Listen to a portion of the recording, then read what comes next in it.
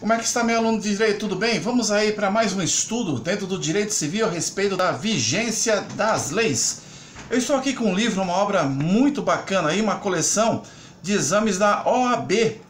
Então, esse estudo nos traz o seguinte a respeito da vigência das leis.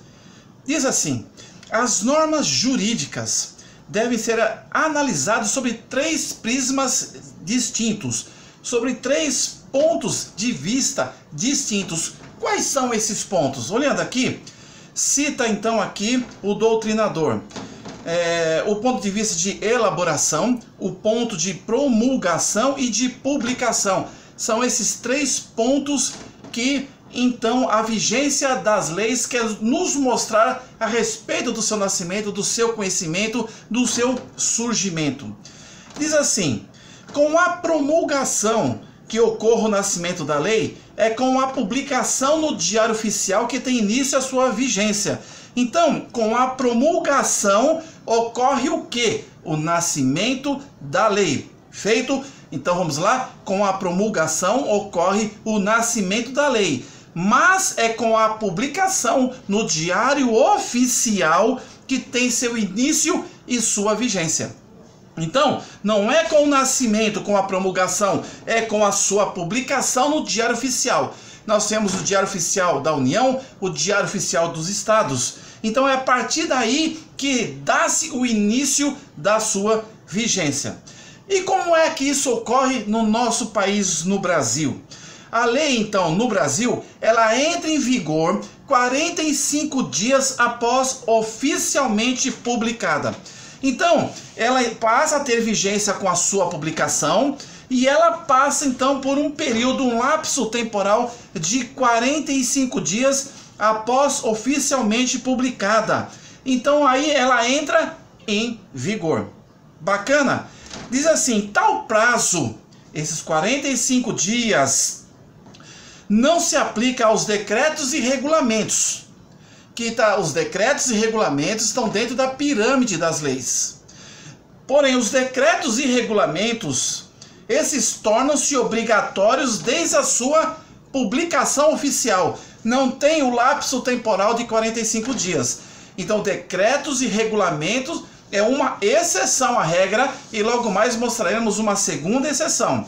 Então, diz assim: tal prazo não se aplica aos decretos e regulamentos. Entendeu? E esses são obrigatórios desde a sua publicação oficial.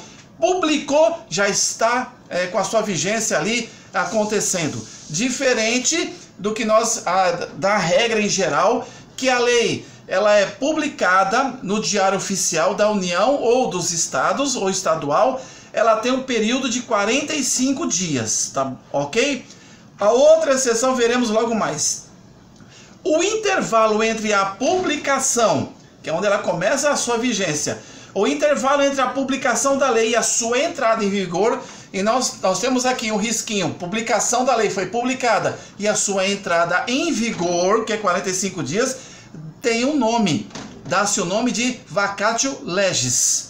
Então, uma vez publicada, não é a promulgação que ocorre, que ali na promulgação ocorre o nascimento da lei, mas é na publicação no Diário Oficial que tem início a sua vigência. Então, na publicação, diz assim, da lei e a sua entrada, quando ela começa a entrar em vigor, esse lapso temporal é denominado vacatio legis. Ok, aluno? Compreendeu? Tudo bem? Só uma lei que possui vacatio legis é obrigatória e diferente desses 45 dias de que trata dentro do Brasil. Qual é? É a lei de contribuição social, que se você abrir a lei na nossa Constituição de 88, no artigo 195, parágrafo 6º, vai deixar claro que o lapso temporal, a vacatio legis, para assuntos que tratam sobre contribuição social, 90 dias. Artigo 195, parágrafo 6º da Constituição Federal. Dando continuidade nessa visão da vigência da lei que estamos aqui estudando, então, a vigência da lei, presta atenção, nos diz aqui nesta obra, compreende três momentos, quais sejam O do início, ela começou a ter vida, o do início, o da sua continuidade. Até então, ela ser eficaz, ela vai tendo continuidade. Se de repente, conforme o interesse social ou as necessidades sociais, ela tornar-se obsoleta, ela vai perder essa vitalidade até morrer, numa ilustração. Então, quais são esses 3 momentos da vigência, da longevidade da lei?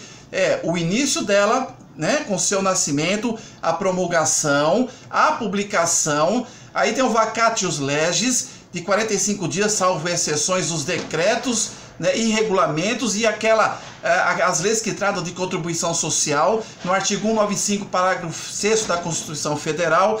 Então, a lei, assim que terminou o vacatius legis, ela tem então o seu início, ela começa a continuidade, a fazer valer a toda a sociedade. Princípio da obrigatoriedade das leis. E também tem a sua cessação.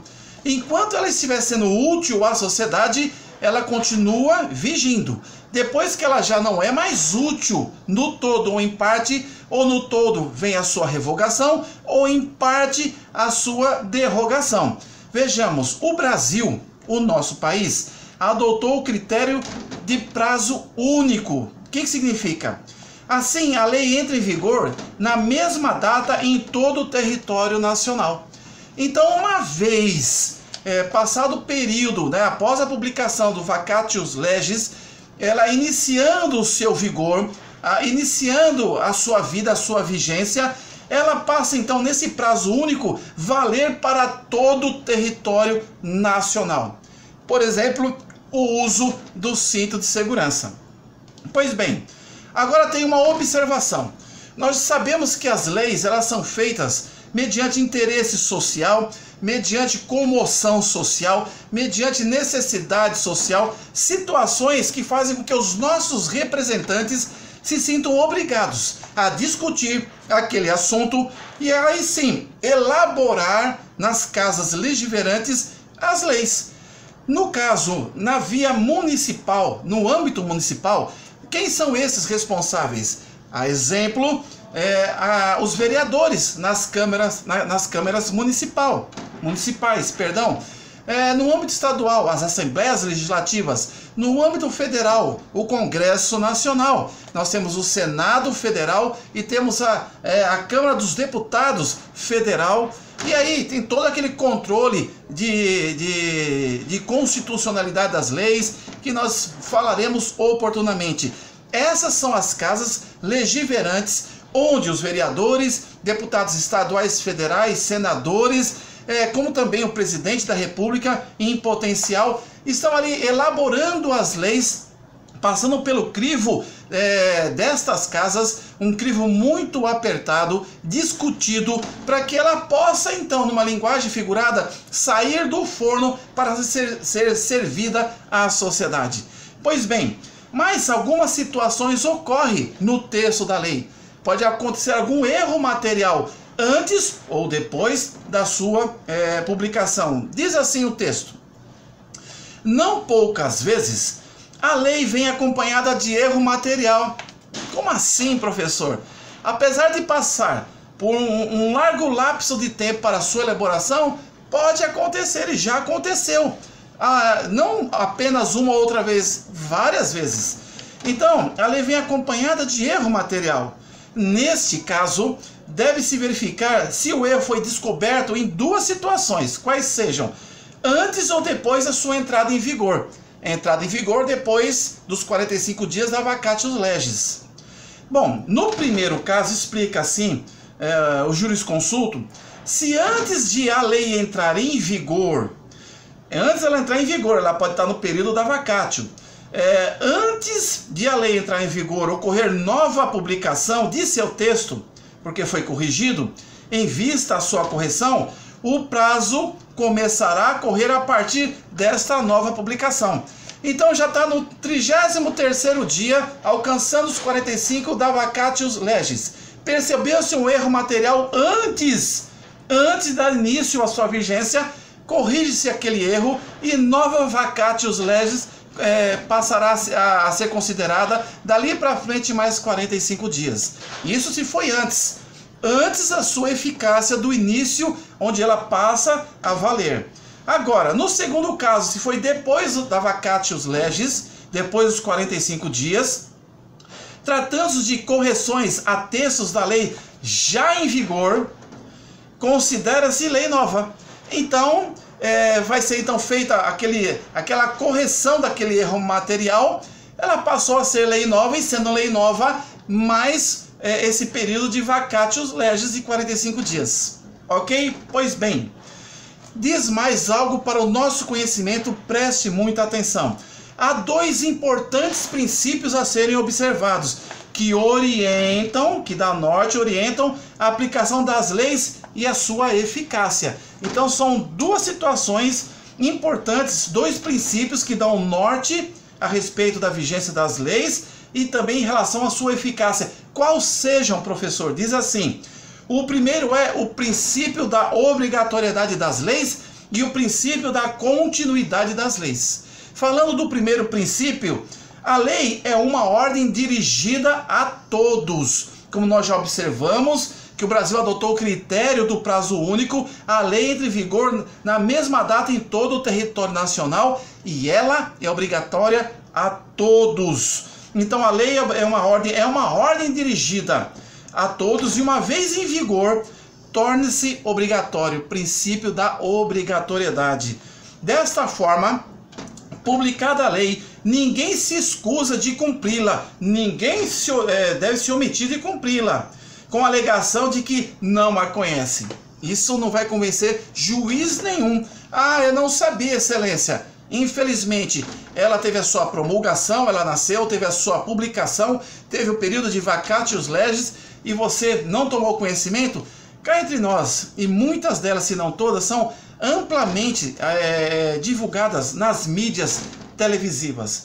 Aí o outro princípio é o da continuidade das leis. Para este princípio, em regra, uma lei em vigor permanece em vigor, continua em vigor até ser revogada por outra. Por isso da continuidade. Ela vai continuando até que ela seja útil aos interesses sociais, até ser revogada por outra. Em nosso sistema, então, permanece a regra da supremacia da lei escrita. Então, uma vez a lei estando na sua eficácia, sendo respeitada a sua obrigatoriedade, ela tem a sua continuidade, a sua aplicabilidade e eficácia. Enquanto isso acontece, ela está dentro do mundo do princípio da continuidade das leis, até que ela seja revogada. Sendo revogada, ela perde a sua eficácia, ela deixa de existir, ela morre e nasce então uma nova lei feita pelos nossos representantes nas casas legiverantes. Ela nasce com a promulgação, ela tem a sua publicação no Diário Oficial da União ou do Estado, ela também tem o seu período de vacatio legis de 45 dias, salvo exceção, e passa a ter a sua eficácia e obrigatoriedade na sociedade. Pois bem, esse caráter permanente, até então ela não ser revogada, da lei, comporta exceções, e são duas as exceções, meu aluno de direito, quais sejam a lei temporária e a lei excepcional. Então a lei temporária traz em seu texto o período de vigência. Então ela já no texto ela fala, a vigência dela começa tal e termina tal, lei temporária. É a primeira exceção. E a segunda, lei excepcional. Ela permanece em vigor, então não tem um lapso de começo e fim. Ela tem um vigor enquanto durar o período de excepcionalidade. Por exemplo, aí as leis aí em relação ao auxílio emergencial, ao salário emergencial, fruto de uma excepcionalidade da pandemia, uma situação de guerra, uma catástrofe natural, enfim. Então diz aqui que em caráter permanente da lei, ela comporta duas exceções, quais sejam lei temporária e leis excepcionais. A temporária tem um lapso de início e fim definido, e a excepcional permanece no período de excepcionalidade de uma certa situação. Ok? Pois bem, assim que você então entenda que o estudo do Código Civil é muito importante para a minha vida e para a sua como advogado. Vamos dar continuidade nesse estudo a respeito da vigência da lei. Preste atenção. Pois bem, meus alunos de direito, daí que a revogação de uma lei, o que é? É a supressão de uma lei em vigor em razão de nova lei. Voltando, estamos lendo aqui, revogação é a supressão, ou seja, é a extinção, é a supressão de uma lei em vigor, a supressão de uma lei que estava, né, em vigor, na ativa, estava no seu período de continuidade e obrigatoriedade, em razão de nova lei que surge, que trata do assunto dela aperfeiçoadamente ou descartando-a de uma maneira totalmente. Então, quais as formas de revogação da lei? Aquela lei que estava no princípio da continuidade da obrigatoriedade. Nós temos, então, a forma total, que dá-se o nome de abrogação. Abrogação é a revogação total da lei. A outra forma é quando a lei ela não é totalmente revogada, que nasce outra na íntegra. Ela pode ser parcialmente, então é a derrogação. A revogação parcial é o mesmo que derrogação. Então, revogação total é o mesmo que abrogação. Quando você pode falar que a lei foi revogada ou a lei foi abrogada, mas lembra-se que diz respeito à sua totalidade. Ela não existe mais. E no caso de parcial, é o mesmo que você fala como derrogação, que ela foi então parcialmente ali revogada.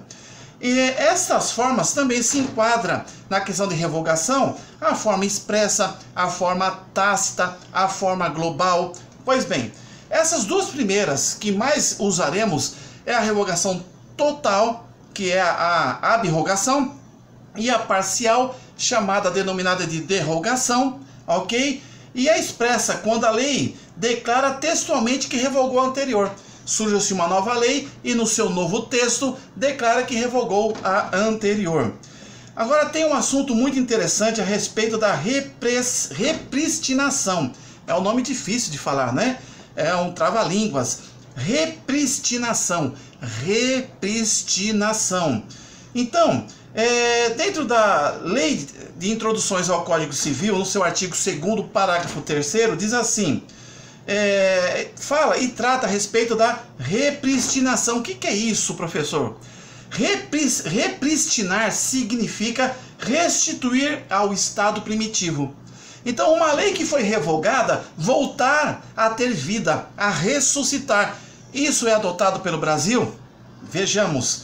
Então, o parágrafo 3º da Lei de Introdução ao Código Civil diz assim, o referido artigo, que a repristinação, que significa restituir ao estado primitivo, lá no início, que é o restabelecimento, restabelecer da vida novamente de uma lei revogada. Repristinação é dar vida, restabelecer uma lei que foi revogada, foi derrogada totalmente por ter sido sua lei revogadora revogada por outra. Então isso chama de repristinação. Significa restituir ao estado primitivo uma lei que já foi revogada. Isso pode? Não pode. No Brasil não é aceito. Não se admite o efeito repristinatório no Brasil. Tá bem claro? Revogou, derrogou aquela lei, Zé Fini, acabou a sua eficácia, não se enquadra na sua obrigatoriedade nacional e não está mais, por ter sido revogado, no princípio da continuidade das leis. Pois bem, este foi o pano de fundo a respeito da matéria introdutória que nós aqui nos propusemos a passar a vocês juntos, estudando uma obra maravilhosa da coleção número 1 dos exames da OAB, intitulado Direto ao Ponto, primeira fase. Que bacana, né? É esse livro aqui. Eu aconselho que você possa comprá-lo, com certeza revisado e atualizado. Então, aprendemos hoje a respeito um pouquinho da vigência da lei. E vamos aí no próximo vídeo falar um pouquinho ainda nesse assunto, parte final, a respeito da aplicação da lei no tempo, a respeito da aplicação da lei no espaço e da integração das normas jurídicas, a respeito de analogia e de costumes. Pois bem, e sobre princípios gerais do direito. Muito obrigado pela sua atenção. Se sentir no coração, inscreva-se neste canal, dá aquele joinha, aquele likezinho, toque no sininho para receber novos estudos. Uma boa tarde, fica com Deus.